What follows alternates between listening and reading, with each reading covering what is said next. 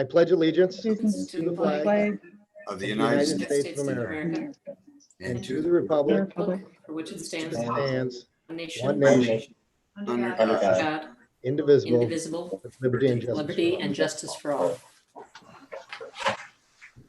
All right. Perfect. All right, everybody's back on.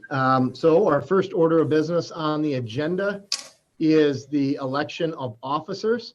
The first election is that of the president of the school board. And the way this will work is we will do verbal nominations first, like we always do. If there is more than one verbal nomination or more than one candidate nominated for president, then Tim will email you out a Google form for the secret ballot, and then you'll fill those out to be able to write in who you would vote for. If there is only one person nominated for president, then what can happen is there can be a motion that can be made to go ahead and nominate that person as president. We get a second, we'll do a vote, and then we won't go into secret ballot for that. So at this time, this is the first call. Any nominations for president of the Board of Education? And nominate Jamie Johnson.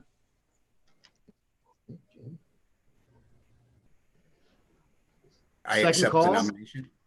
Jamie, you accept nomination, okay. Second call. Are there any other nominations? Are there any nominations? Third and final call. Okay, I'm going to go ahead and close the nomination process. I would entertain a motion to nominate Jamie Johnson, or to vote Jamie Johnson as the president of the Hudson School Board. So moved. Can I get a second? Second. All those in favor, say aye. Aye. Aye.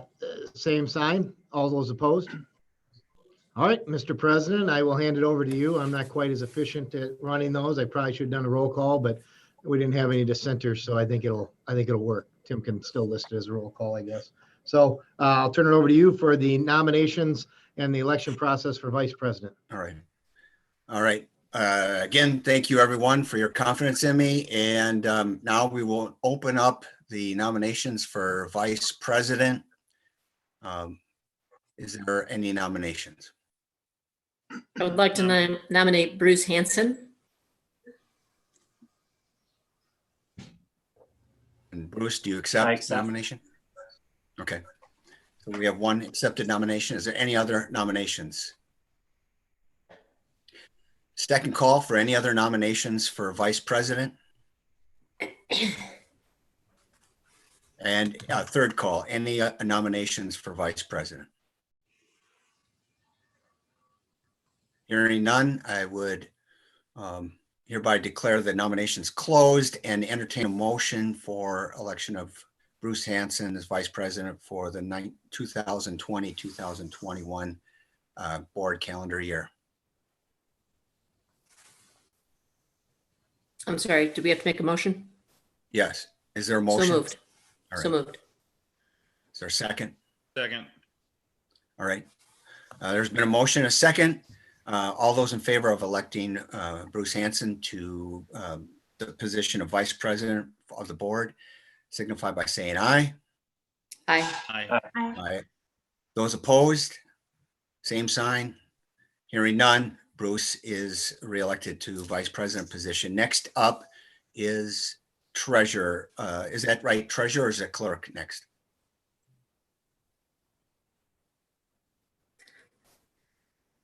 Treasurer is just fine.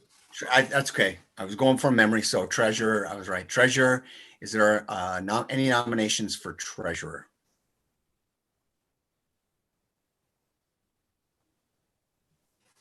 I nominate Heather Logan, treasurer. Okay. And Heather, you accept the nomination? Accept, yep. Okay. Any other nominations for treasurer then? That's first call. As now second call, any further nominations for position of treasurer for the 2021 school calendar or board year? I haven't heard any yet. So this is the third call for nominations for position of treasurer of the school board.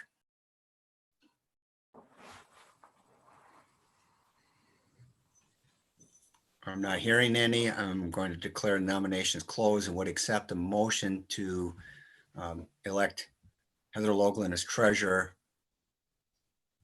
for this coming year. I moved it. All right, Sue moved, and Bruce, was that you or Bob? Second. All right. I heard a second. We raised our hand. Okay, yeah, that helps. Thank you, Sue. This process. You raised your hand, Bob did too, so there we go.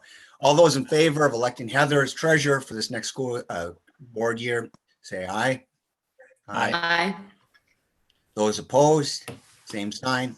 All right, and now we're to the position of clerk. And is there any nominations for clerk? I'd like to ask, Bob, would you be interested in that? You do such a fine job, Carrie. I would not be interested in that. I'll nominate Carrie Whitaker clerk. Okay, we have a nomination of Carrie for clerk. Is there any other nominations? That's first call. Now, second call, any other nominations for clerk? And third call for nominations for clerk for the 2020-21 school board calendar year.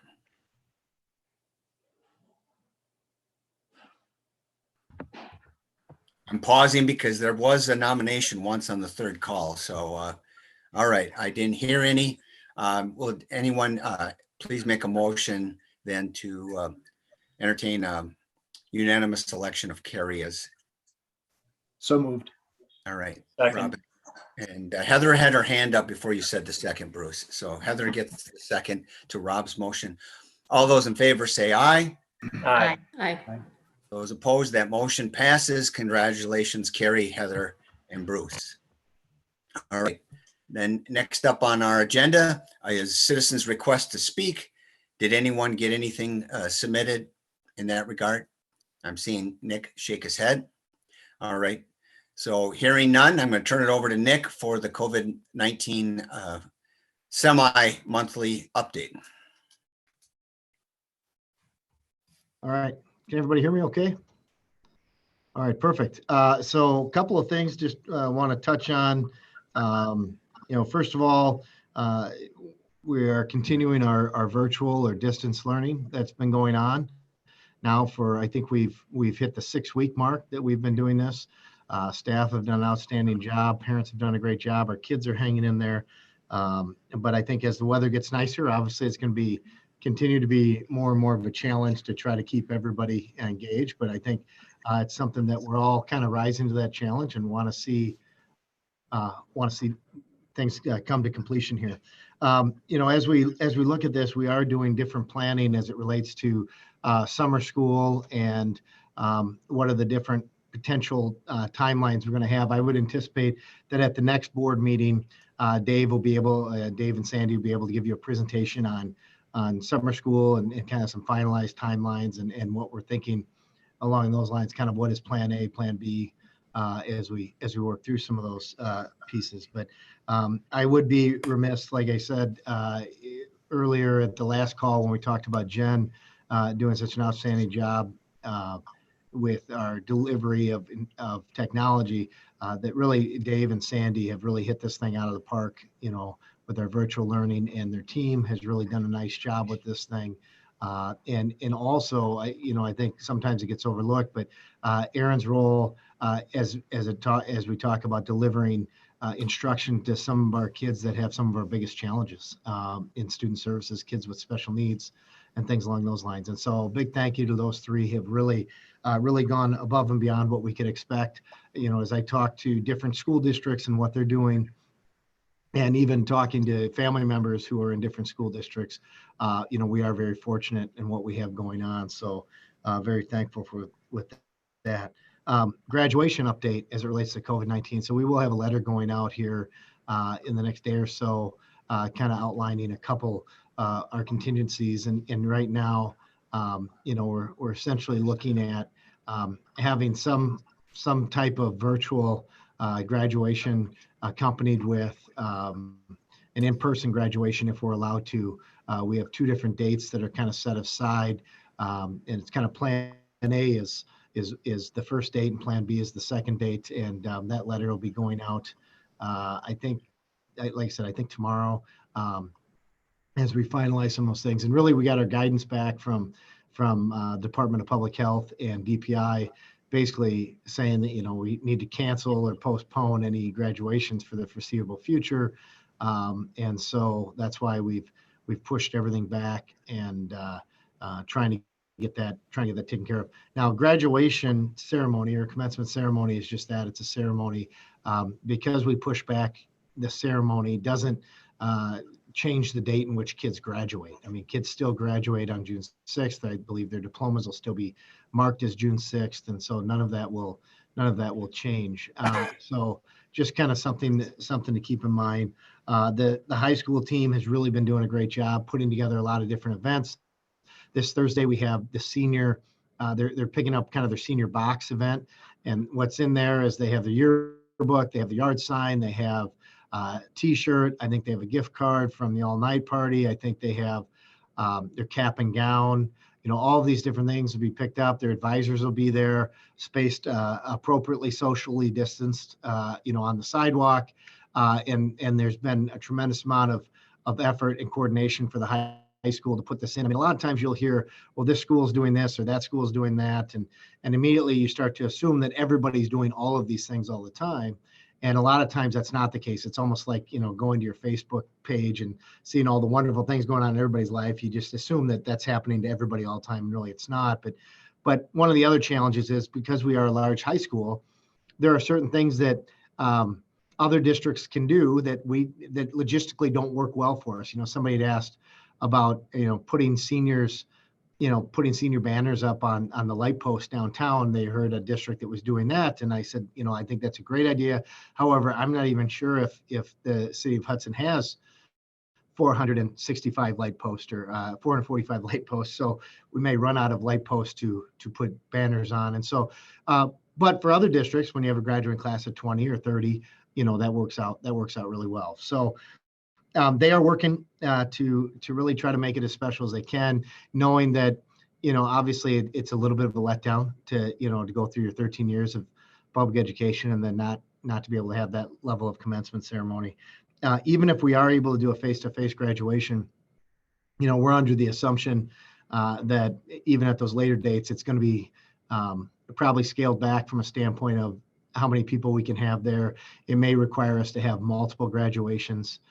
Ceremonies, break the class into smaller groups so that we can get our numbers down, so we can maintain specific social distancing requirements and things along those lines. So those are some of the things related to graduation, and that letter will be going out, and we'll send a copy to the board. So you have a copy of that as well, so you can kind of see all the different activities and everything that we have going on. I had a public health call on Friday. This was with, one of the public health administrators for the state. So not necessarily Secretary Palm, but this would be one of the people that report directly to her. And really, there's starting to become a restlessness amongst the superintendents around the state. I think there were over 500 of us on the call between superintendents and some other additional people. And this idea that we can stay kind of closed indefinitely. And, I think most superintendents are starting to have concerns, obviously, that we're going to continue to kind of create a wider disparity between almost the kids that are getting the attention and the kids aren't getting the attention. Not necessarily socioeconomic, but just really the parents that are involved versus the parents that might be working multiple jobs and can't be involved. And so as we work through some of those things. And so the other thing is that's getting to be a little bit of a pushback is the different rules for childcare providers versus schools. And, there's been kind of this pushback that if you're going to start to open up these childcare centers and you're start to allow summer camps and things like that, we would like to see our summer schools being able to be face-to-face so that we can work with kids and do those types of things. obviously, we want to be careful, mindful, and as safe as we can. But, I think the big concern is as of right now, if it's a vaccination we're waiting for, or some type of herd immunity, which I don't think that's what they're waiting for. I mean, that could be a long time off, if ever. And so then the question starts to change from, okay, we've kind of done this, close everything right now and give people time to breathe to try to say, okay, how are we going to start to attack this in a more way? And she did talk about that. She said the safer at home order was really a blunt instrument used to, just basically stop things in its tracks. But now it's the shift at the public health level is really shifting to being more strategic and more, precise, almost like the difference between an axe and a scalpel, type of thing. And so I think, we're going to start to see some of those things lifted. I think the general census across the state with superintendents were, we'll plan for every scenario in the fall. However, trying to plan for 4 or 5 scenarios, it makes it very difficult to flush anything out really well. And so, that creates some real challenges for us. Additionally, on that call, after public health was off the call, and then we were talking from a statewide level about some of the budgetary considerations and things that we have going on. So just as kind of an update, we are, I think we're sitting in a fairly good position as we get ready to end this year. And we've talked about that already a couple of meetings ago. However, it's looking like state revenues are going to be down, and obviously in a significant way. The month of April was down about 830 million compared to the month of April the year before. Now, caveat to that, or the asterisk that people have to remember, is the month of April is a big month for state revenues because April 15th is income tax filing deadlines, and so that's been extended to July 15th. So you don't quite know, how much more revenue of April are you going to maybe get in May and June and part of July. So that might temper some of that. And so what we're hearing is the Legislative Fiscal Bureau will really have a clear picture after, obviously, the July 15th. The legislature will have an extremely clear picture of August. But then the concern, I think, that we're all wondering is, will they do a budget repair bill or not? There is an expectation, and I think it's in statute, that requires if revenues are falling under, more than 5% of what is projected, then they're required to convene and do some type of budget repair bill. However, it is an election year, and the likelihood of them coming in and just making major cuts to state programs 2 months before an election is not overly popular, and I don't know if that'll happen. And so it could be that we're looking at a budget repair bill sometime in November, after the election, but 4 or 5 months into our fiscal year, which makes it a little challenging. Obviously, I think we are positioned well to handle just about anything they can throw at us for this next fiscal year, FY21. I think we're sitting in a fairly good spot. However, it's the FY22, FY23 biennium budget, which is the following 2 years, are the ones that we're most concerned about. And government, as in past downturns, government is usually a year, 2 years, 3 year lag behind the economy as far as the problems, just because of the way the revenues come in. And so we're going to have to probably do some different planning and some different looks at our budgets and things like that at a more in-depth level earlier than we typically have done in past years. And so those are the ones we're watching most closely. We will have a pretty good idea of what that's starting to look like I said, in August. If things start to bounce back a little quicker, like today, for example, the governor opened up, small businesses can have up to 5 customers come to the retail location at any given time. They can have them inside, which is a huge jump. I was reading the article on it this afternoon. Basically, it opened up work for about 90,000 people. So there's about 90,000 people in the state of Wisconsin that are out of work as it relates to those businesses that now potentially could be back at work. Now, the thing is, as we all know, the governor can say it's open, or the business can say, hey, I'm open, but that doesn't necessarily mean that people are going to go and patronize those businesses. And so, I think it's something that we're going to have to kind of watch and see, because it will be, our revenues are obviously tied to how the state opens and how it bounces back. With budgetary considerations and some of the things that we may have coming up, we are going to have to be looking at, what could potential layoffs look like or furloughs look like and things along those lines. And so we do not have language in our staff handbooks about furloughs. We have layoff language, but we don't have furlough language. And originally we were going to have that language on tonight's meeting and have you guys, look at it, vote on it before you voted the consent agenda, because we were going to have some potential summer employees that we were going to have to potentially look at either laying off or furloughing this summer. However, I think it's could have much bigger ramifications, this language and precedent setting, that I think it warrants a discussion by the board, a pretty thoughtful discussion by the board, because whatever it is that you decide to do potentially with some of these folks that may be laid off this summer, as it relates to our school age care program and things like that, if we're not able to offer a backpacker program, that would have precedent setting implications should we not be able to start the school year in a face-to-face mode. And so what I would like to do right now is ask you guys I'd like to do a special meeting between now and the May 26th work session, because one of the things that has to happen is we have to implement that language at the 26th meeting, because then we'd have to notify those individuals, because essentially that'll be about 14 days before the school year is over.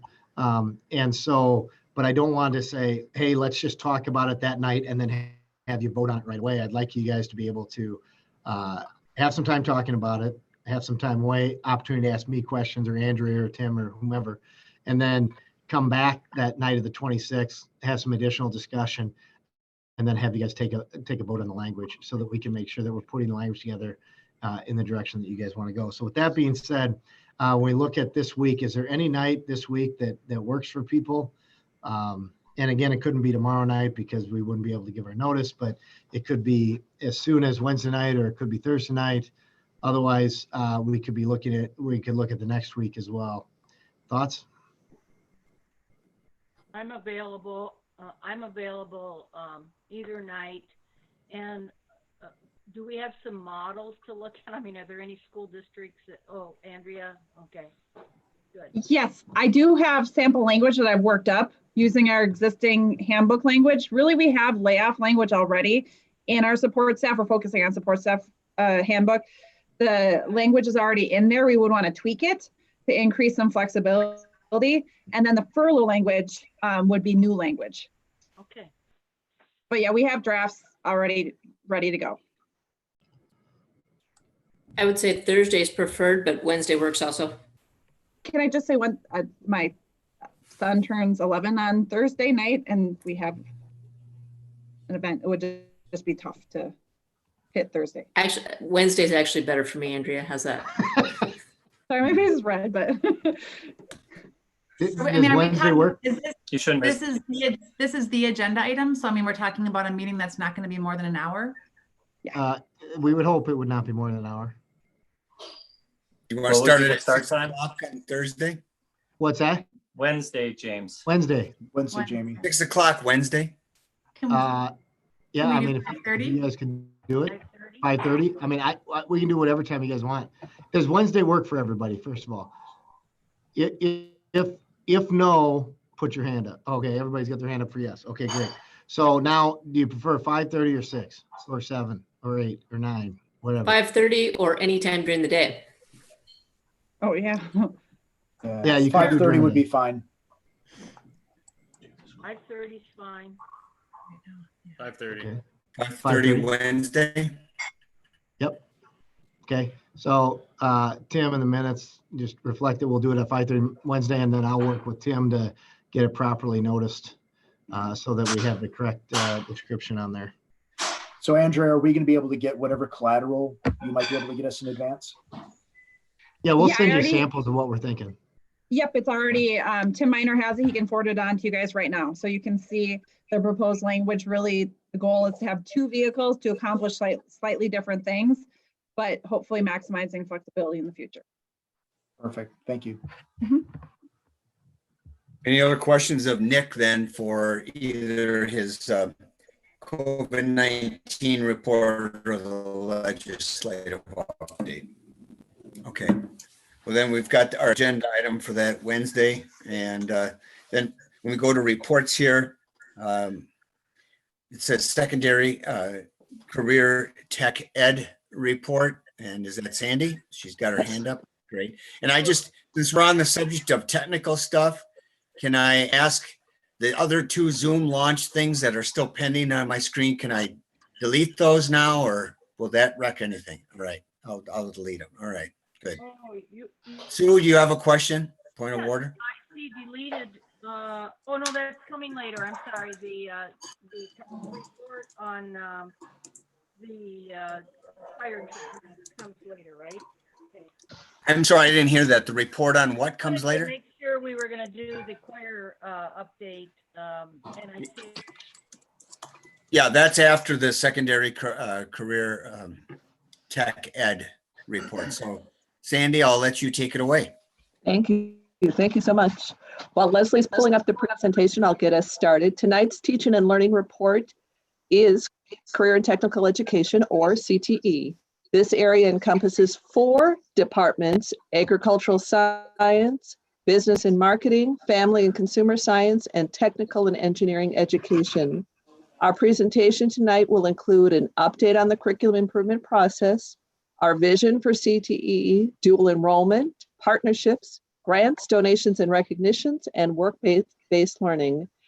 Presenting tonight is Leslie Biskacek, our school to career coordinator. Leslie, take it away. Thanks, Sandy. I'd hope to join you in the building today, but because my connection is not always good, so I'll pause after each slide just in case I break up and you need me to repeat anything. Hopefully you're seeing the slides now. So this is Career and Technical Education update. Quickly, as Sandy mentioned, we have a curriculum improvement process underway, and we're using Understanding by Design, a 4-phase process. And we've completed phase 1 and we're moving into phase 2. A reminder that our career and technical education instructors have a few more layers of standards than in some other disciplines. They have the WCCTS, or Wisconsin Core Career Technical Standards. Each program of study, and that would be agriculture, business, those types of programs of study, have their own state standards. There's also ELA standards and information and technology literacy standards. So each area and each instructor is looking at 4 different layers of assessment and student evaluation. Just a reminder of how things are structured. This is how the middle school course offerings are structured. So there's 6-week exploratories in 6th and 7th grade. You'll notice that business is highlighted. We've added some new options in business for the exploratories. And then in 8th grade, we moved to trimester electives within technical education, business, and family and consumer science. That's what FACS stands for. This is an artifact from phase 1 of curriculum improvement. We call this temperature chart, and this temperature chart shows what faculty have identified as prioritized standards. So for each program of study, they prioritize standards. They choose it as a priority standard if it's a standard that they are going to assess for mastery. They may well cover every single standard, but the ones that are identified as priority standards are ones that they're going to specifically assess. Then they deconstruct these standards to identify what kind of skills are associated with each learning target and what kind of skills needed to be built before the assessment takes place. So this, again, are artifacts of phase 1. As we move into phase 2, we're moving into assessment. Now, many of our CTE instructors are solo artists. So for example, we have in the high school, one individual that teaches in culinary and one individual that teaches in woods and one in welding and one in autos. So many times when we're talking about assessment in their programs, they can't compare from program to program because they have different state standards. They can compare longitudinally how their students are doing, but this is where the WCCTS or Wisconsin Core Career Technical Standards come in. These are more broad. They're about leadership, communication, character, those types of things. So this is where our programs of study are working together to determine where they can share activities and assessments so that they can compare from program to program. So this is an example of some assessments that we shared. The one on the left came from the middle school. Many of those programs are sharing their activities related to professionalism. And so they're comparing from program to program. The professionalism assessment on the right comes from the high school. So again, they're working together on this one layer of WCCTS standards to compare more broadly in each program. They'll continue to work with phase 2 in assessment over this next year. And to support our teachers, we make sure that they have time specifically set aside in their schedule to do this work. There are PLCs in the 6th through 8th grades, weekly meetings.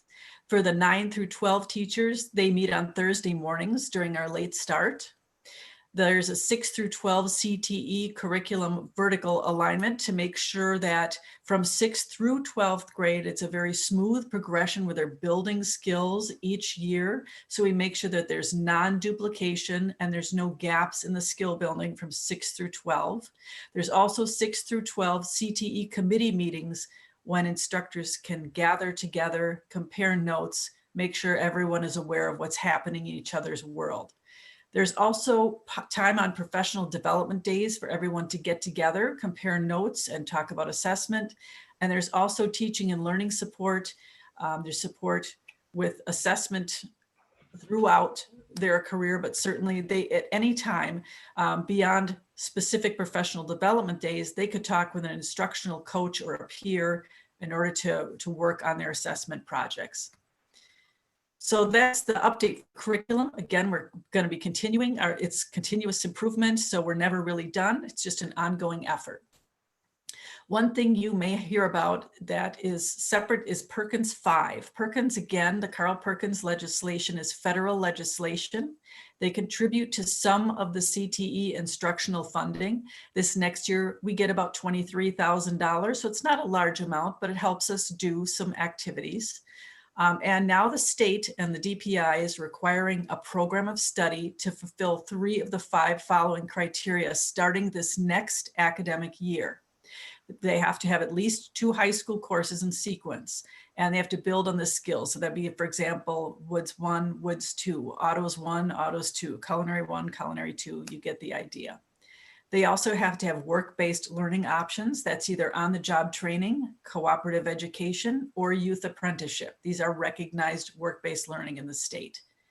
They have to have an industry-recognized credential. That's a third-party type of credential. For example, a certified nursing assistant would be industry-recognized credential, an OSHA 10 certification for safety, or we do ASE, Automotive Service Excellence certification for our students. Fourth is they have to have dual credit opportunities or the opportunity to earn college credit while they're in high school. And I'm happy to report that in almost every area, we have ample dual credit opportunities.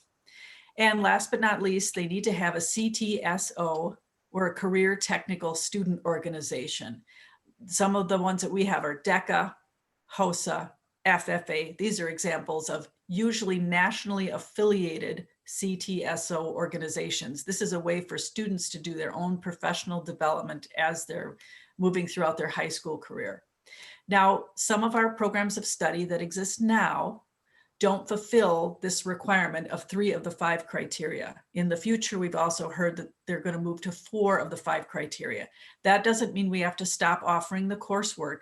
It just means they aren't eligible for Perkins funding. So some of the things that we may offer, like intro to teacher education, our video production, those types of things won't be eligible for Perkins 5, but that doesn't mean, again, we wouldn't offer that as part of a broad package of career and technical education coursework. So you may hear about Perkins 5 a little bit. We're doing a broad look at everything that we're doing in order to make sure that we're aligned with the new criteria. There's also an increased focus on equity and access. So you're going to be hearing us also working in that area in the coming academic year. So moving forward, so our vision for CTE is so that each high school program of study has dual enrollment or an industry credential. Again, not just because that's required for Perkins 5, because that is, but because it's in the best interest of our students. We also want to make sure they have some kind of student enterprise experience. And we have a great deal of that at the high school now. FFA holds a plant sale. We have the Raider store that our business and marketing students are working in. We have Raider Works that a lot of our woods, metals, and engineering students are working on outside projects. Common Grounds is our cafe, and I'm working with the Culinary 3 students so that they could potentially sell product within the cafe.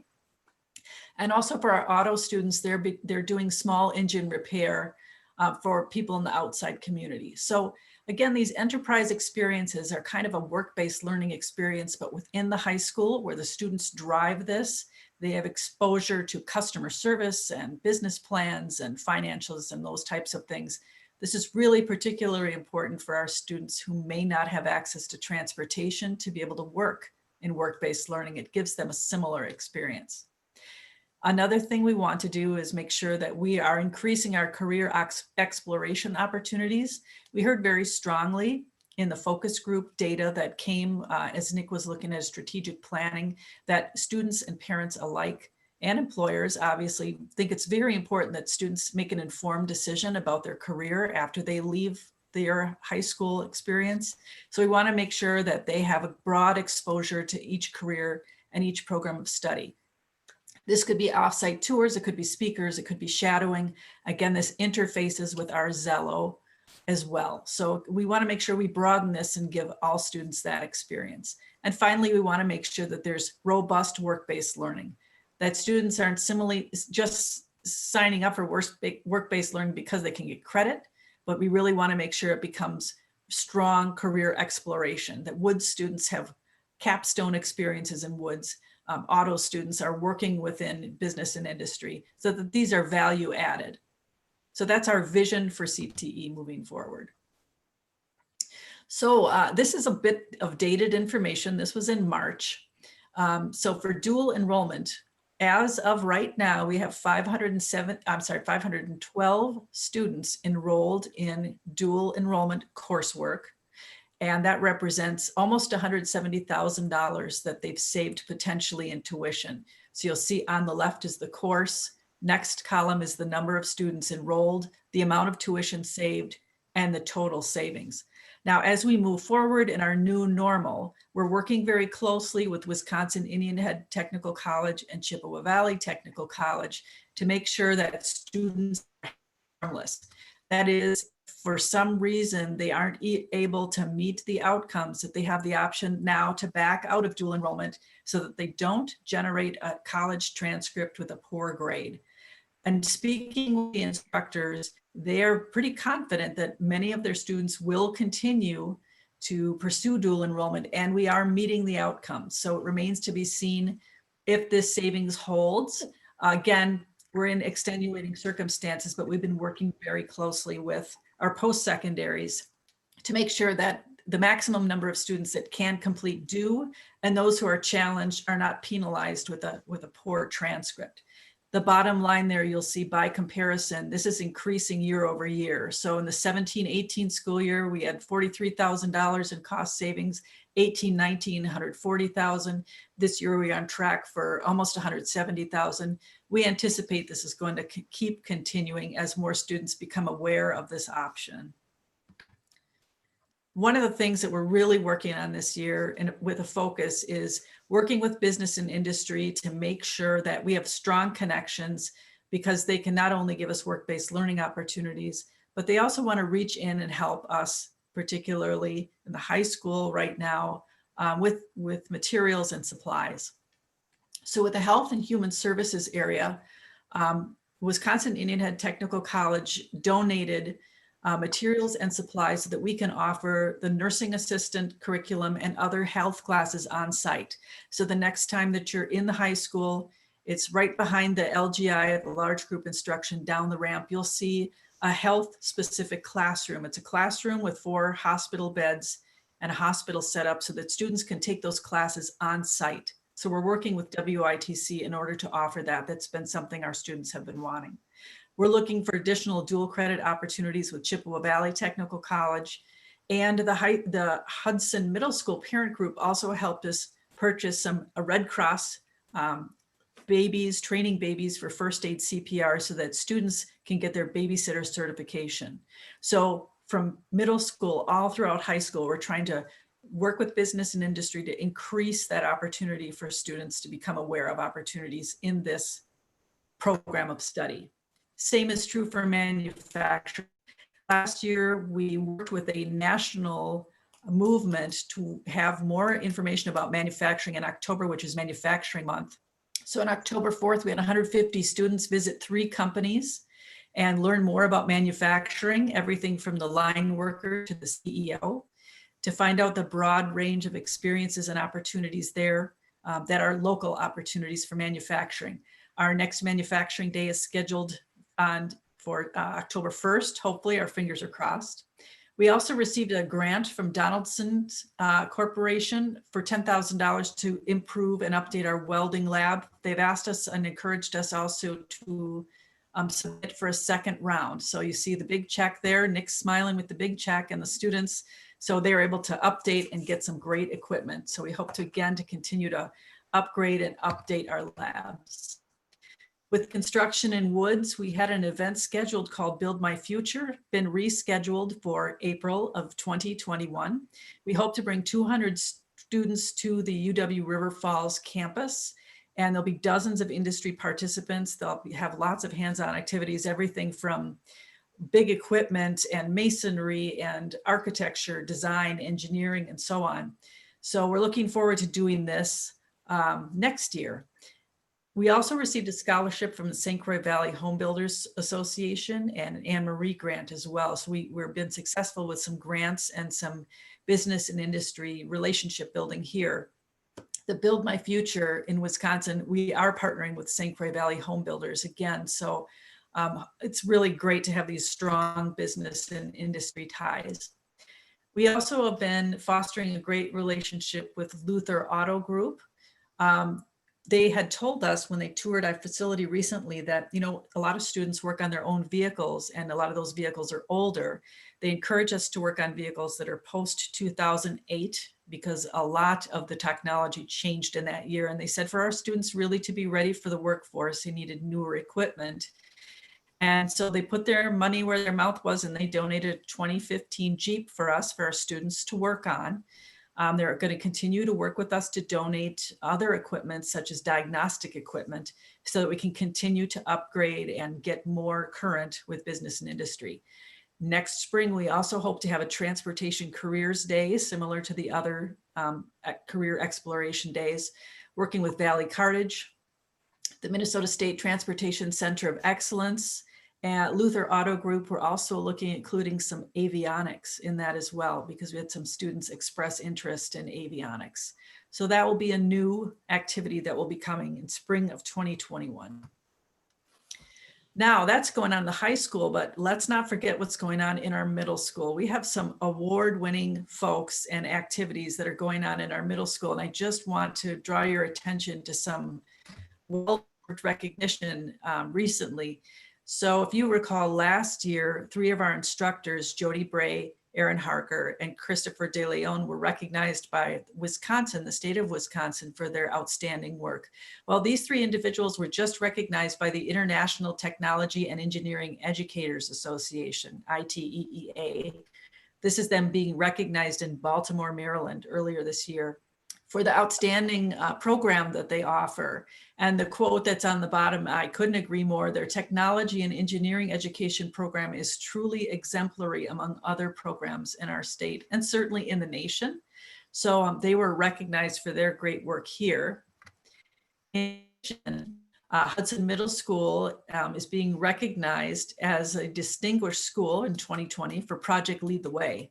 So these faculty are doing great work. We also found out recently that there is a third award, and we'll just put a bookmark in that. Students recently received an award, and we hope that maybe we can bring them to you on a future date so you can hear about the wonderful project that is earning recognition. So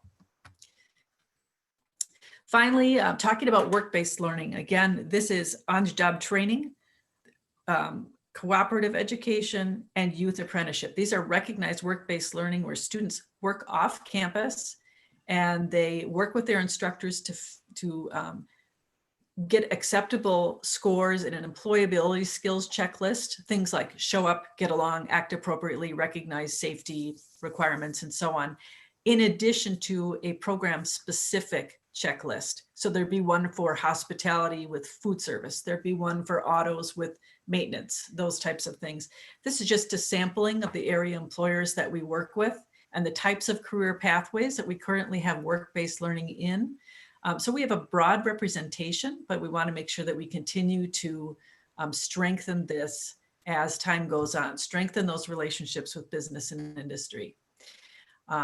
One other thing is, as I mentioned before, we are trying to really focus on equity and access. So I've been working with Robin Rivard, our transition coordinator, Kathy Schmidbauer, our English language learner coordinator, and others to really help us make sure that all students have these kind of opportunities and this type of recognition. Many of the work-based learning, they can earn state certifications, which look good on resumes and build confidence for students. And this year we had our first transition student who participated in work-based learning successfully, and he's now working at a local construction company. And the first quote is from him. When we asked about having completed youth apprenticeship and having full-time employment, he said, "I feel like I'm living the next chapter of my life." And that really is what that program is designed to do. The parent is happy, the student's happy, the employer's happy, I'm happy. So that really was a success, and we hope to build on that success in the future as well and increase that access and exposure.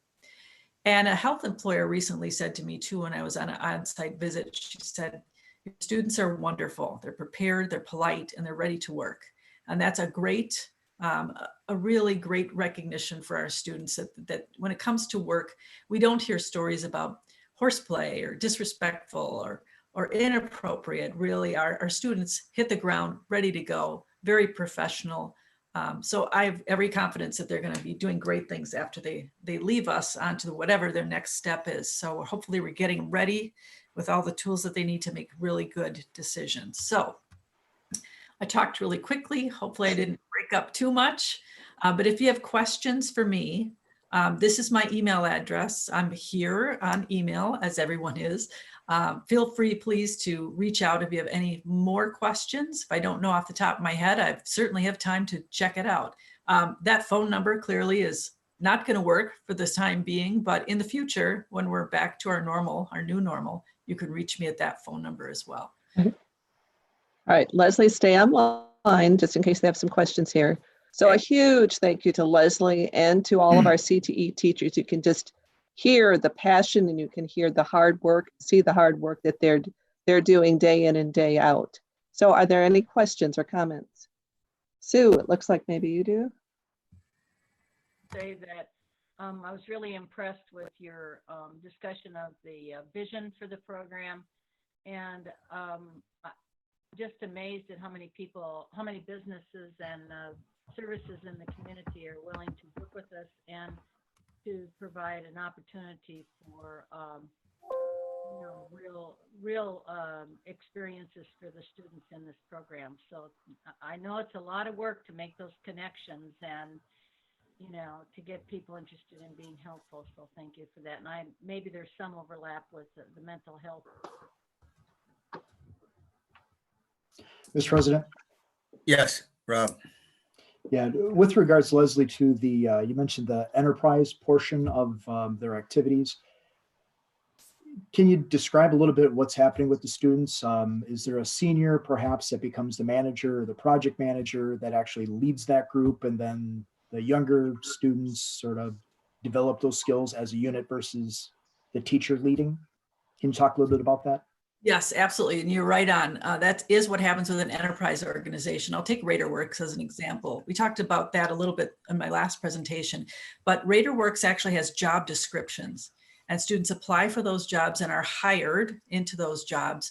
And so they have students that are in charge of marketing, are in charge of billing, are in charge of pricing items, are in charge of customer service, are in charge of completing the work. So they are hired almost as if this is an outside organization. We wanted to emulate the real world as much as we possibly can. And so again, these students are evaluated by their instructor, but the instructor is the supervisor, but is not the one doing the work. So for RadarWorks, if someone comes with a project, they would come approach students with the project who would then evaluate the projects. Students would do the billing, students would then complete the project and interface with the customer back and forth. So it's the student that is in front of the other outside entity, the person that is asking for the work to be done. We really want to make sure that this is the test drive, the dress rehearsal for work on the outside as best we can. So it is very much student led, and students are making the decision, and students are held accountable. So some of these are credit bearing and some are not. RadarWorks, they do receive credit. It is a course. The Radar Store is a little different. They do help with the ordering and selecting of the merchandise and staffing the store. So again, it varies from enterprise to enterprise. The Common Grounds enterprise is an unknown. That's the food service one. But we really want to make sure that this is an opportunity for students to step up, to show their stuff, and to have a real world experience with serving customers, with finding solutions to problems that they didn't even know were problems. Things like that happen in business every day. Right on. And RadarWorks does have an open house, usually in spring. So we'll share that information with you so that students show their projects, and it's really an interesting time to see what's going on behind the scenes. And we always have the students do all of the presenting. It's not the instructors, it's a student-run enterprise. Any other questions? Yes, Heather. Leslie, thanks so much. I'm curious about students who had workplace learning experiences that were in process this spring, and I have to imagine many of them were disrupted. How have we been able to make that work without actually being at the workplace? Yeah, many of them were disrupted. Many of them are in hospitality, and clearly that's been disrupted. A lot of our healthcare students are still working in their locations. So the state of Wisconsin has come back, and with youth apprenticeship specifically, they've stated that they understand about the disruptions. They're giving us until September 30th for students to earn the required number of hours to receive their certification. They're also ramping back the number of hours that are required. So generally for youth apprenticeship, they're required to work 450 hours during a fiscal year, July 1st to June 30th. Now they're ramping that back to 338. So we may have some students, particularly seniors, who are not going to go back to their place of work, but they should still be able to get their certification because they will have met that number of hours. So as discreetly as I can, I'm still working with their employers to just verify that they've completed the work. And I would say over 90% will certainly do that. Juniors, I'm not so concerned about because I'll see them again, but I really am focusing now on seniors to make sure at least they can get the certification. Any other questions for Leslie? I had one, Leslie, on the slide that was after talking about the Perkins 5. You said something about, and this is when you were talking about the vision moving forward, that it interfaces well with our Zello. And I didn't know if that was, what is Zello? Oh boy, well, I'll give you the Reader's Digest version. If you remember, if you've ever heard of Career Cruising or Zello, that's the same piece of software. What Zello is it's software that we use during advisory for academic and career planning, or ACP. It's a career exploration software where students can put in their interests and their preferences and so on, and it will show them what kind of careers are a good fit for them. And so through that, there's also a back part of that that will show students where Like, say, for example, let's say you have an interest in avionics, it would show you what colleges offer that opportunity, how much that college costs, what the next step is. There's also something with workforce and with economic development organizations that are filling a database as well, so that if a student wanted to shadow, they could do that. That database is called Inspire. And so students could sign up for that and then have a job shadow experience or an interview with someone who's in the field that they expressed interest in. So what we're trying to do is make sure that when a student expresses interest in a certain career path in Zello, that we target that student then for a further career exploration opportunity, kind of a hands-on opportunity. Zello is spelled Xello. It's their new trademark name. Okay. So not even close to like Zillow, where you go online and find the value of your home. All right. Got it. Right. All right. Thank you. Any other questions? Otherwise, thank you for that comprehensive report. Very important subject on the career tech readiness and everything. Doing an awesome job. Really make that a part of our high school curriculum that we can be proud of. So final report then, as Sue alluded to earlier, is the choir trip and the refunds. And Dave, is that you or who is taking that one? Tim will be taking Tim? that one. Yeah, I'll take that. So, yeah, we've been working with Accolades International for the past few weeks to recover $447,000. That was what was paid in total to Accolades for the Spain or the Austria, Italy, and Germany trip for choir. At this point, we just got a check in today for $131,000. So that means we've recovered a total of $288,000. So that represents about a little over 64% of the total. There may be some additional smaller refunds coming, but at this point, this is what we've got now. So we want to start to get refunds issued out to families, and there's a piece there of about 159,000 that is not at this point going to be recovered. And what that consists of is mainly ground arrangements through WENS Travel, and they're a travel company out of the Netherlands, and it consists of hotels, coach fees, museums, guides, and concert venues. So the majority of that is not going to be recovered, about 159,000. We've got most of the airline fee back. Accolades, in discussion with Accolades, they said they've seen refunds ranging from 50 to about 70% on these trips, depending on cancellation date, what are the type of the tour and the destination. We've had a lot of discussion with Accolades regarding recovering additional funds. Their response last week is they felt they've done everything they can to recover funds. They also stated they've given up roughly half of their profit on the trip. They've also incurred their costs to set the trip up. But our plan is to start to issue refunds this week so that we can get families and kids and parents paid out for the refunds that we've received at this point. So I'll take any questions you've got at this point. Mr. President. Yes, Rob. Yeah, and not so much a question, just to reiterate what I had heard when Andy and Accolades presented.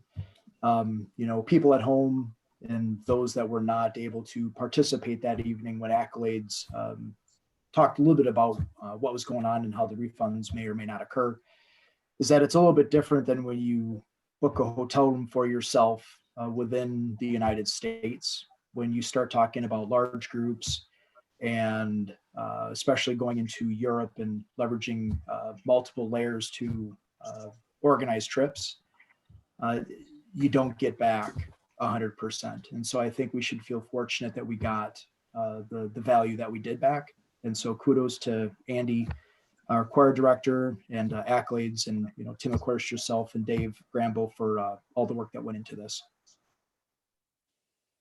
Okay. Any other questions or comments on that report?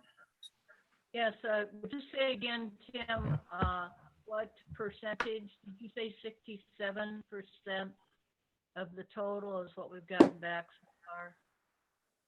So Yeah, the percentage received at this point is 64%, about 64.4 to be exact. So roughly 2/3. Right, yeah. And then, and Tim, how does that work out then for those that, maybe paid full and those that maybe did fundraising activities? Does a dollar equal a dollar in each sense? Or how are you calculating that out for each of the families? I don't know if that's a fair question or not, just curious. Sure. Yeah, no, that's a good question. And so if, for example, if I was a student and let's say the total cost of the trip's $3,500 roughly. And if I raised $500 and then paid an additional $3,000 to cover the full cost, I'll get 64% of the $500 I fundraised and also 64% of the additional that I paid, additional $3,000 that I paid in. Okay. Thank you. All right, any other questions? Yeah, Mr. Carrie. President, Tim, for the Yes. for the folks who had purchased insurance, how are they also part of that, or are they a separate entity? Yeah, so the people who purchase travel insurance for this, they're getting their refund of their premium back. So they actually don't have coverage for this, but the insurance company refunded the premium back for those folks. So there'll be an additional tack on for those people who paid the insurance premium for the trip. So a couple of things I think we're going to have to probably add to a future agenda item is, the rate in which we are doing these trips, the amount of time and effort that is being consumed by school district staff, not only in setting these trips up, but now in this situation, the hours of trying to get this money back, and then the fact that we will still have people that aren't happy with the 65% return rate. And so, I think we are going to have to start to have some discussions about this, because it seems like we do go on a lot of international trips that aren't necessarily tied to maybe world languages or certain things. And I think it's a discussion that's probably long overdue on some of these pieces. Not that we wouldn't continue to go on trips, but just the rate or how frequently we would offer these things. Because like I said, it is a tremendous amount of work for our teachers. It's a tremendous amount of work for office staff and things like that. And I think, there starts to become kind of an expectation that we're going to do these things every 2 years or things like that, and it starts to snowball. And the other piece is the fundraising thing is, we've had several conversations about the fundraising piece. I mean, I don't know how we're going to get the point across that you cannot fundraise at an individual level. You have to fundraise to offset the entire cost of the trip. And so, we're going to have to do a better job of getting that information out, because what happens is, if you fundraise in your name and we allocate, let's say $800 of this trip fundraising to offset your cost as an individual, you've now earned income, because it's being tied back to the work that you're actually doing, versus, okay, we're all in this together as a group, we're going to fundraise the best we can, and then we use that to offset the total cost of the trip and bring it down, which is what the IRS has said is the expectation. We don't want to get in the business of having to go through these, determining who fundraised more than $600 and then starting to issue 1099s and things along those lines. And so, there are some things that we'll continue to look at cleaning up with these things. And I think Tim has done a great job. He has really, gotten after the travel company.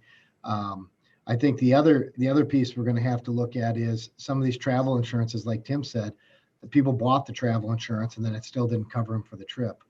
They're going to at least get their money back on the premium for the insurance. But, it may be that our expectation is we go to that level of travel insurance, which is canceled for any reason travel insurance, but it will raise the cost of these trips, I think, substantially if we move to that level.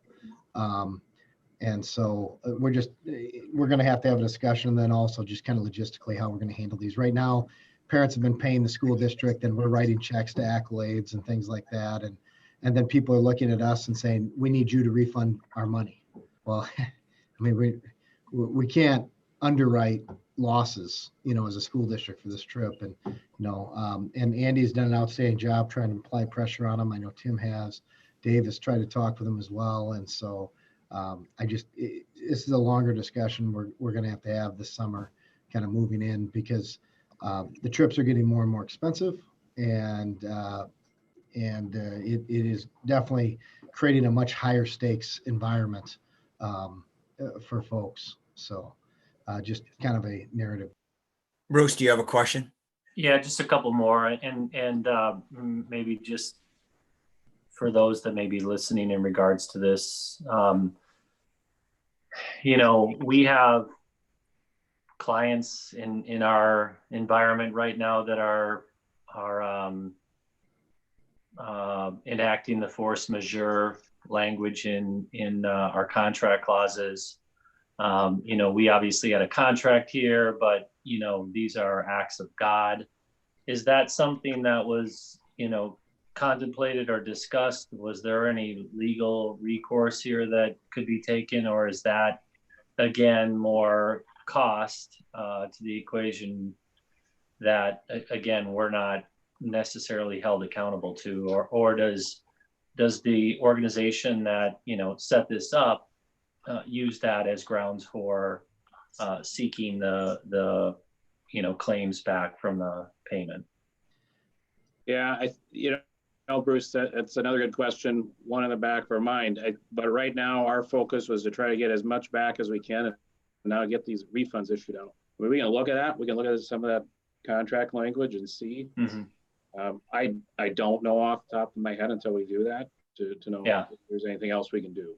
And part of our challenge is who would pick up the cost on the legal expense. I mean, would people want us to deduct that from the money we got back before we refunded, or would the district underwrite that expense? And I think that's you hit the nail on the head. I mean, it may get to a point where the district's going to kind of wash their hands and say, okay, family's going to pay these companies direct.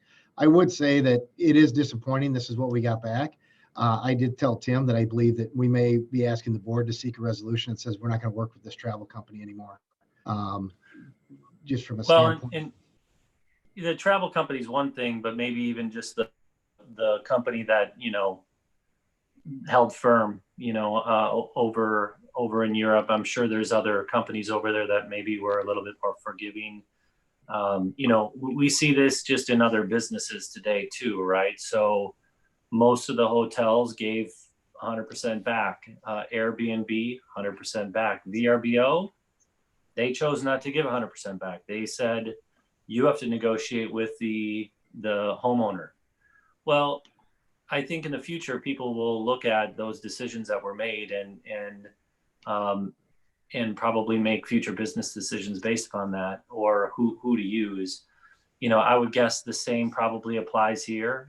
I know this is incredibly stressful and difficult for not just those that set the trip up, including Andy and others, but the families. So it's just a stressful time, I think, for everyone, in particular for those that maybe have lost their jobs during this or are furloughed at this time as well. So it just exacerbates the stress put on it. So grateful for all the work that everybody's done. I'm sure that it's again a difficult spot to be in. But thank you for the update, and thanks for all the work and effort that everybody's put into it. All right. Thanks, Bruce. Any other questions or comments? All right. Thanks for that report. Moving on now to the action portion of our agenda. First up is the consent items, and underneath the consent items is the language Tim Miner is sharing on the screen. I would entertain a motion for approval. Move the approval of consent items, and that the Chief Financial and Operations Officer be authorized to pay bills in the amount of $1,597,891.49. Second. Okay. Second by Rob to Bruce's motion. And again, this is the expenditures for the month of April, April 1 to April 30. All those in favor of approving the consent agenda signify by saying aye. Aye. Aye. All those opposed, say nay. The ayes have it. The consent agenda is passed. And now next up here, let me exit from full screen, get to the agenda. All right, first up is the activities code of conduct, which we discussed at the work session. And that would be Andrea, is that right? Aaron. I have this one. Here. So a couple of updates that were made to this since you last saw it is the adjustment in the pronoun language and updating the non-discrimination from our newly adopted 411 policy. Okay. All right. Is there a motion to approve So these moved. changes? All right, Carrie moved. Second. Second. Second. All right, second. Bruce, I heard his voice. So there's been a motion, a second. Any further discussion with regard to the changes and making the language consistent? You mentioned the pronouns and so forth, and adopting the language from 411 and so forth. Hearing none, all those in favor of approving the changes as recommended by the administration say aye. Aye. Aye. Those opposed, the motion passes. Next up is on the agenda on the consent agenda is the virtual charter school contract. That would be Dave Grambo. Exactly. Yep. Thank you very much. At the last meeting, we had reviewed the contract, went over the executive summary.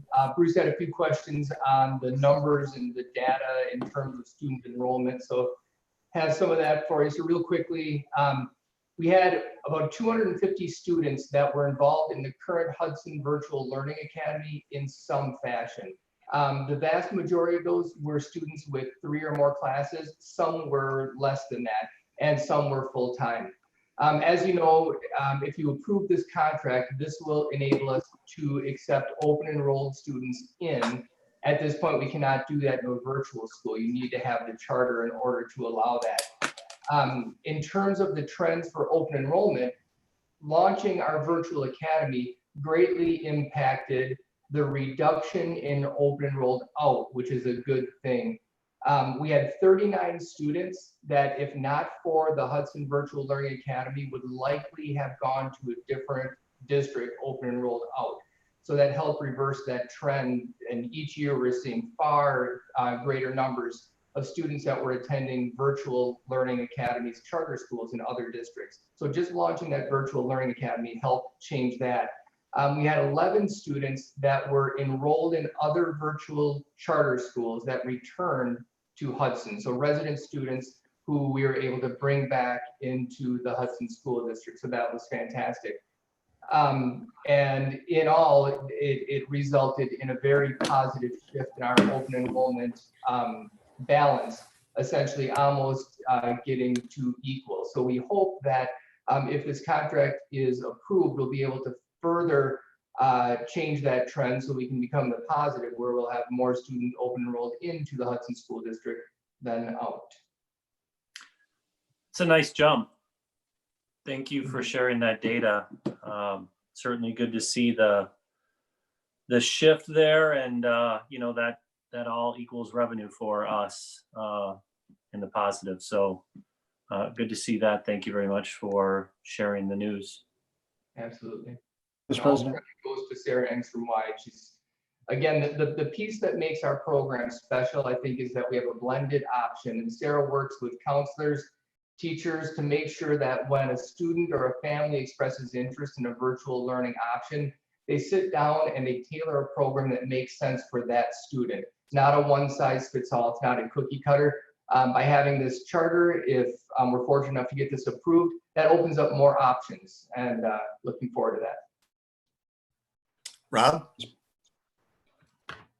So Dave, and maybe this question's for Tim, from a virtual standpoint versus a student that's actually in our buildings, are we receiving the same amount of revenue from the state for that student, or is it different?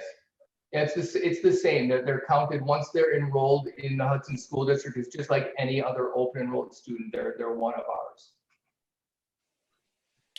All right. Well, and as I call for a motion to approve the recommendation, I want to also thank you, Dave, for all the work that you put in on this and trying to bring us into the 21st century, so to speak. I mean, there's a lot of background work that had to get to this point, and getting, the parents behind this, and getting the separate corporation, and all that. So great job. Great job. Is there a motion to approve then this virtual charter? I move to approve the charter school contract that Dave looked at. Second. Sorry, Heather, Bruce beat you. All right. So motion by Sue, second by Bruce. And any further discussion? Hearing none, all those in favor of approval of the motion, say aye. Aye. Aye. Aye. Those opposed, say nay. The ayes have it, and the contract is approved. Again, congratulations, Dave, on your great work, and we'll look for continued growth in this area. Next up, under the action item, which was discussed at the last work session, is the 2021 salary recommendations in terms of the base pay, as well as we have a defined group of teachers that had requested some special consideration and or catch up. So we've got a recommendation from the administration of 1% for the base.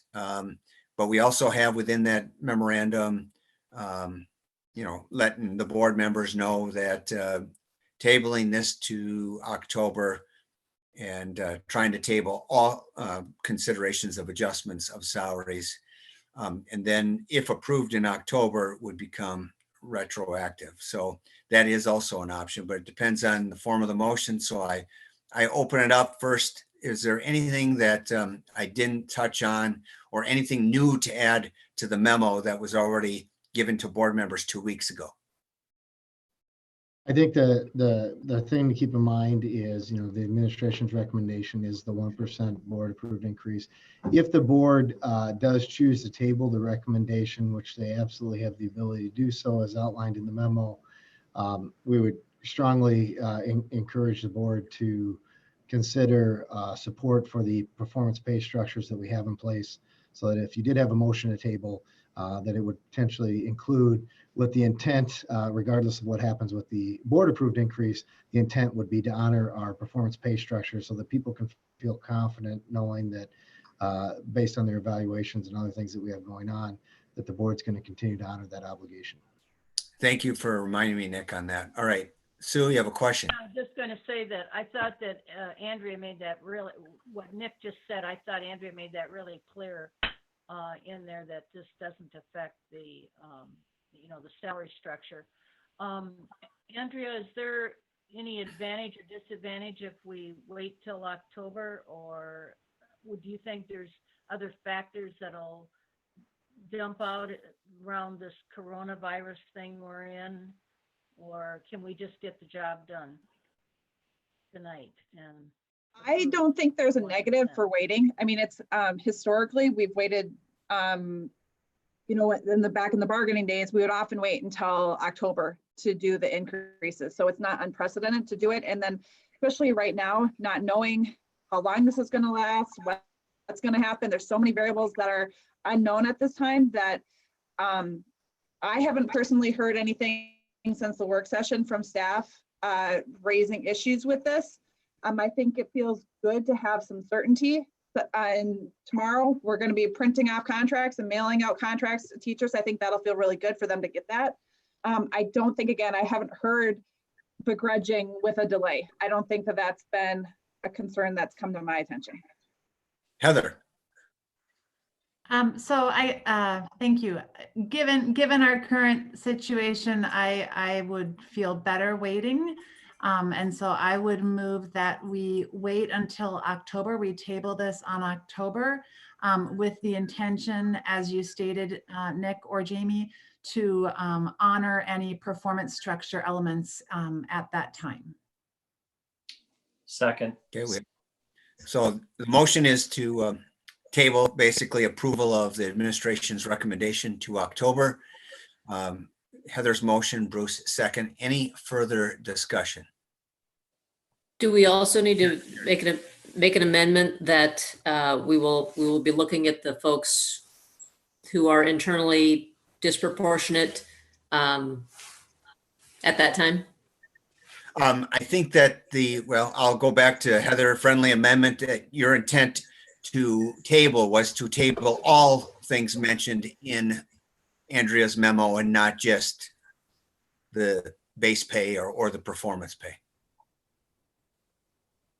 You're on mute. You're on mute. Thank you. Sorry about that. I'm trying to think back to our discussion. Where I was leaning was holding off on the increase and the performance pay, but I thought we had talked about moving ahead with the plans to make some of those other adjustments. I think the concern is that until we, like, if it's a 1%, like what's the 1% linked to, right? For that group, I think the work can be done in terms of identification, working with, talking with the teachers that are directly impacted. But I think that's the variable we don't yet know would be the total percent increase. So we would hold off on any adjustments until October. Yes, and then have it backdated to the start of their new contract. Right. That was my recollection from the work session as well, is that we were going to adjourn either one or none, or all or none, rather than a piecemeal fashion. Mr. President? Yes, Rob. I'd like to offer a friendly amendment in that the compensation we're tabling be retroactive.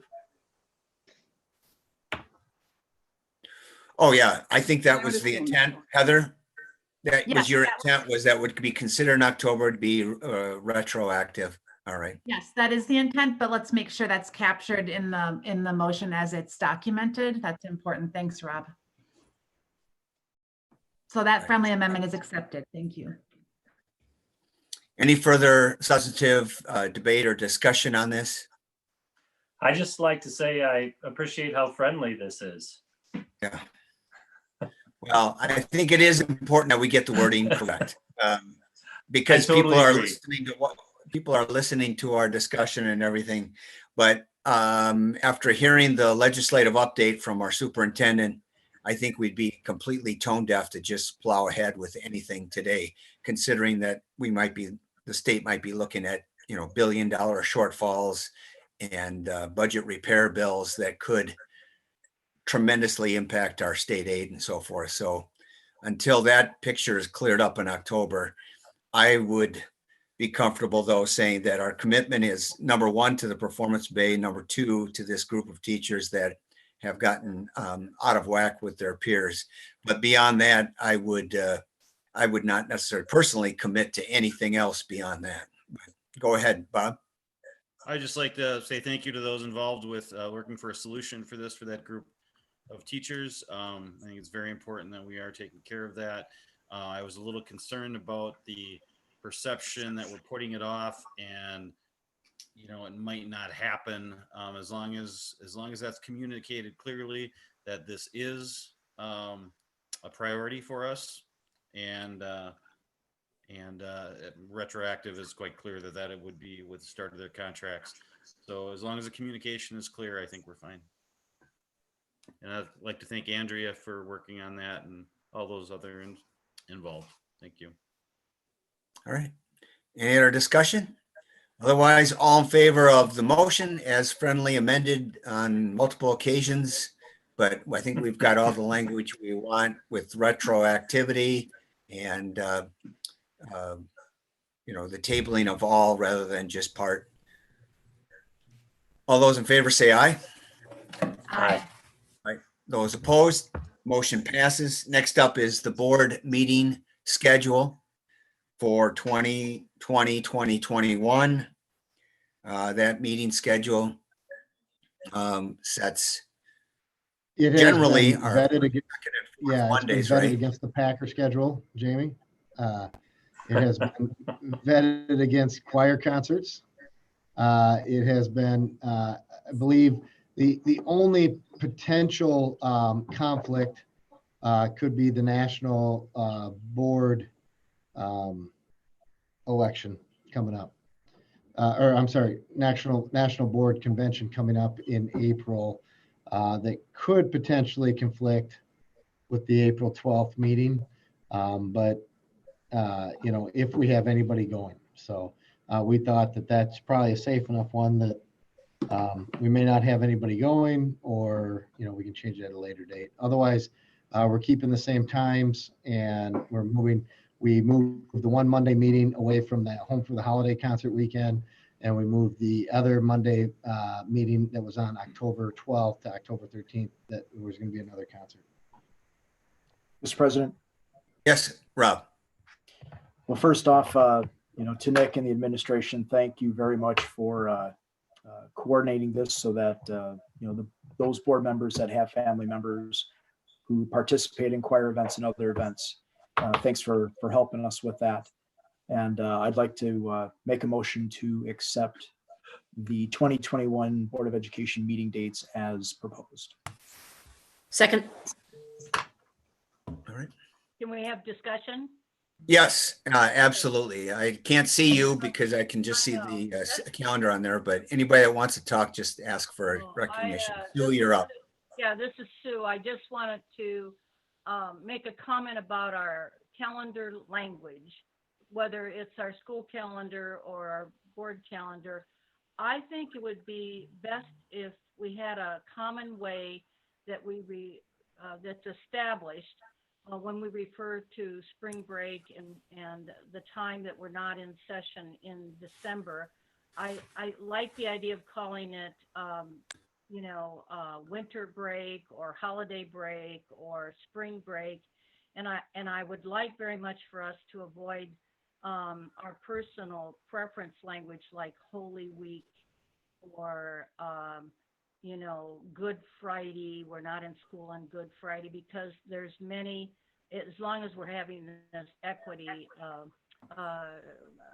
consciousness now, I think it'd be nice if we could consistently just stick to it as an academic calendar. Mr. President? Well, just point of clarification, Sue, though, this is not the academic calendar that we're approving. This is just Board of Education meeting agenda. I understand that, but we are talking about looking out for Green Bay Packers time and these other things. And so I also want to put in there that the filter of religious holidays, because all of us may practice things a little differently. Okay, I appreciate that. Yeah, Carrie. To my knowledge, we do refer to it as spring break and winter break. I know that Good Friday has been mentioned, but other than that, I think we are consistent. We do not have any pretty secular. holidays. Yep, we do not have any religious holidays listed on our school calendars.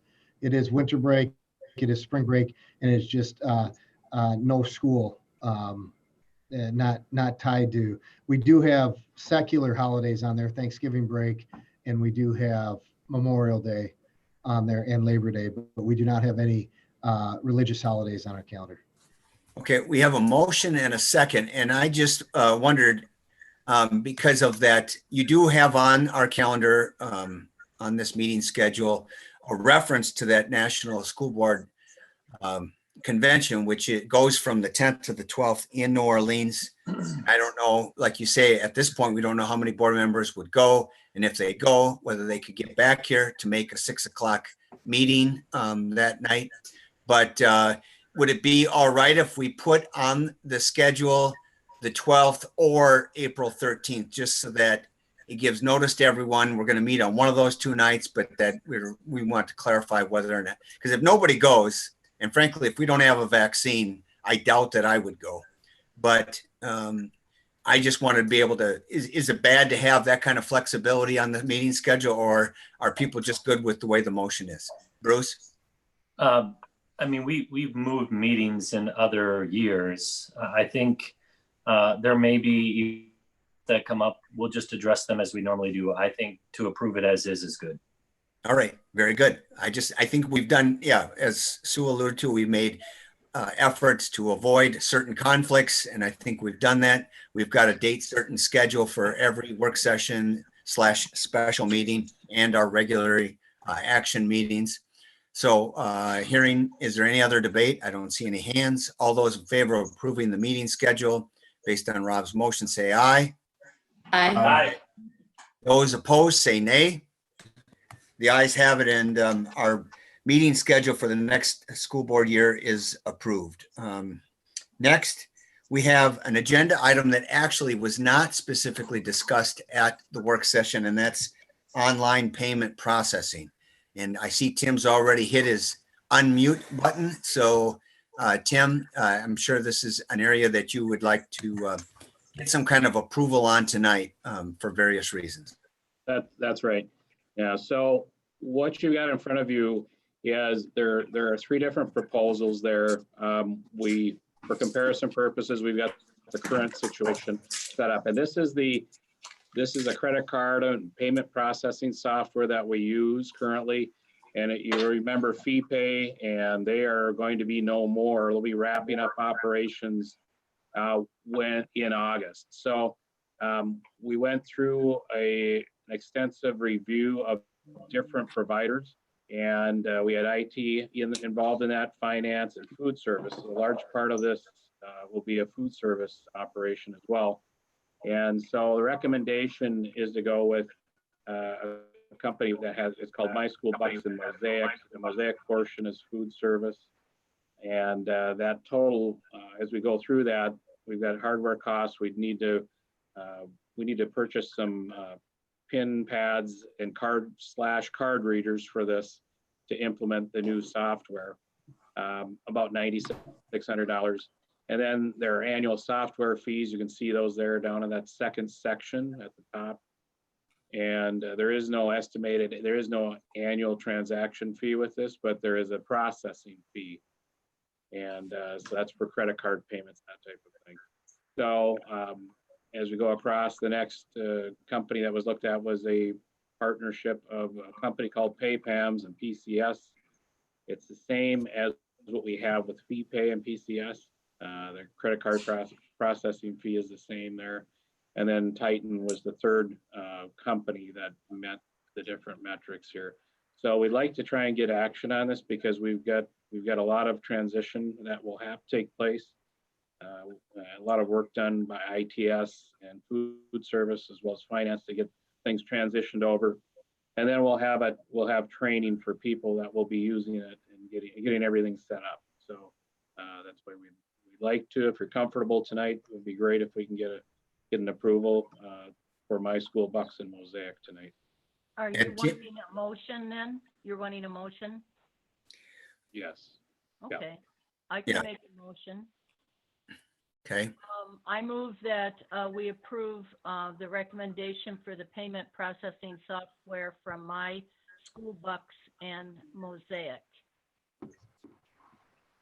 Is there a second to Sue's motion? Second. All right, second by Heather. And I have a question, Tim, no, just a real quick synopsis of why we would go with My School Bucks if there's no one-time fees with PayPam. And a second to that question would be a follow-up is that would you expect this, once we set this one-time fee up with My School Bucks, how long would you see us continuing the relationship with My School Bucks? Or would you envision another change 2, 3, 10 years down the road, whatever, to some other company? Well, the biggest thing for the change was that FeePay is no longer. Again, in August, they'll cease operations. I would anticipate, when we look at these things, we definitely want to get some longevity out of the investment, because the investment, the big one there is a one-time investment of hardware costs. And we definitely want to get some years out of this. There are no guarantees. Technology changes rapidly, and sometimes we even look at if there's something better. But that being said, this is something we'd like to have some stability, and we'd like to have something that's going to hopefully an investment that's going to last at least 5 years. Okay. Yeah, and I understood that fee pay is not going to be around anymore, but you're not recommending pay PAMs. And so that's why I'm wondering why pay PAMs is not being recommended if it's going to be roughly $14,000 less to go with them. Yeah, one of the reasons is that they're having trouble meeting our data privacy requirements, and that's kind of a big deal right now is student data privacy, and they have not been able to meet that. We've had a few issues with the PCS system as well, so that's why we're not recommending them. Okay, well, and that answers my question. You know, usually there's a good explanation if you're not going with the lowest bid. So to me, that's all you need to say if they're not willing to abide by the student privacy. Any other questions from other board members? Mr. President? Carrie, go ahead. Well, I'm just, Tim, beyond the security issue, it looks like though in year 2 that it's roughly $10,000 less per year going forward as long as it's viable. Right. So you've got that's exactly right. Well, 11,600 because you've got the one-time startup fee and the hardware costs. So. Well, but I'm sorry, less than pay PAMs. Yes, right. Roughly. Yeah. Thank you. Haven't we used pay PAMs before we went to fee pay? Yeah. So currently we have pay PAMs paired up with PCS in the food service area. It gets kind of complicated, but one of the other things we get here is we get a little bit better integration, and we actually get to reduce down the number of different systems that we're using. So, but that's right, Bob. 10 minutes. Hey, Mr. President. Yes, Bruce. Just kind of taking on to James. Is there any benefit by going to a 2-year agreement timeframe instead of a 1-year, just in terms of those annual estimated processing fees? Okay, yeah, let me just clear that up. So it's annual software and other fees, those are annual, but we'll enter into a longer term contract with them. Okay. All right. And so just to be clear, the annual fee that my school bucks would be 82,000. And it's only about 3,000 more than what we're currently used to with fee pay. Right, on a year-on-year operating cost, that's correct. All right. Any other discussion then or questions? Hearing none, all those in favor of approving the motion as stated and seconded signify by saying aye. Aye. Those opposed say nay. All right, we have a new company for our online payment processing. Thanks for your work on that, Tim. I know it's really important to get everything synchronized, and it's been a few years since I had students, but I know it's one huge frustration when fees can't get paid or they don't get processed simply. And I know it. And thank you for protecting our students' data privacy as well. All right. President? Yeah. Yes, Rob. Yeah. Tim, do you have any idea how long it's going to take to get everything set up on board the new system? More curious than anything. We want to be done by July. So we're done plenty early because, fee pay will be able to use them to help transition some of this over, but we want to be done far ahead of the time that they pull the plug. All right. Thanks for, again, your work on that. Final agenda item is the approval of the first reading of the second group of student policies. And it's basically policy 411 and then with decimal points for the various sub areas. But this is getting at very important areas of our policy, making it consistent with language and non-discrimination and so forth. Is there a motion to approve? President?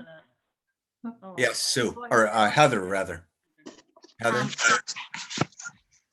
I move to approve first reading of the second grouping of student policies 411, 1 through 6, and deletions of unnecessary related policies.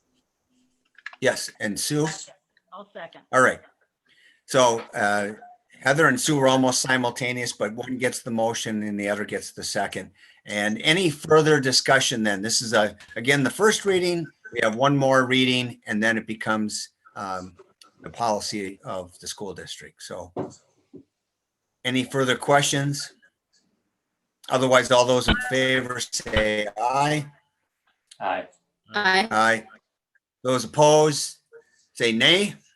The first is hereby approved. And that concludes our agenda as I see it. May I make a So- comment, Mr. President? All right. Just wanted to make a comment. I just want to compliment the work of Andrea and Aaron on this, because I know this round, they used a very fine tooth comb, maybe a baby comb, maybe a baby hair comb through it. And I've pestered them many, many times with ideas and input. And I think they've been very masterful in updating this language, which was hugely necessary given the time frame that we live in. Yes. It's nice not to be living in the 1980s anymore. So as much as I have nostalgia for that, no, I think we're in good shape now. And thank you for all your work, Aaron and Andrea. All right. Is there a motion to adjourn? So moved. Second? Second. All right. Gary got the second in there. All those in favor of adjourning, say aye. Aye. Aye. And those opposed? And we are adjourned. Thank you, everyone. Good night. Very much.